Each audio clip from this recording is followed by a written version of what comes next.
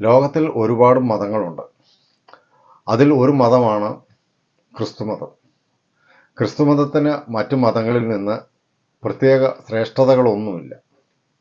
എന്തുകൊണ്ടെന്നാൽ മറ്റു മതങ്ങളിൽ ഉള്ളതുപോലെ തന്നെ ആചാരങ്ങളും അനുഷ്ഠാനങ്ങളും കർമ്മങ്ങളും നേർച്ചകളും കാഴ്ചകളും പെരുന്നാളുകളും ഈ കർമ്മങ്ങളെല്ലാം അനുഷ്ഠിക്കാനുള്ള കർമ്മിയും ക്രിസ്തുമതത്തിലുണ്ട് എന്നുള്ളതാണ്. അതുകൊണ്ട് ക്രിസ്തുമതം മറ്റൊരു മതത്തെക്കാൾ ശ്രേഷ്ഠമാണെന്ന് പറയാനാവുകയില്ല. അതുകൊണ്ട് ക്രിസ്തുമതത്തിൽ ജനിച്ച ഒരു വ്യക്തി അല്ലെങ്കിൽ ക്രിസ്തുമതത്തിലായിരിക്കുന്ന ഒരു വ്യക്തി ക്രിസ്ത്യാനിയാണെന്ന് അവകാശപ്പെടാനും കഴിയുന്നില്ല.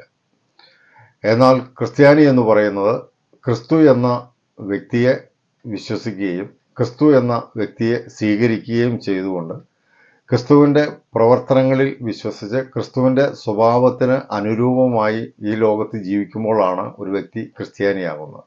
അങ്ങനെയെങ്കിൽ ആ വ്യക്തി മറ്റെല്ലാവരിലും ശ്രേഷ്ഠനായിരിക്കും.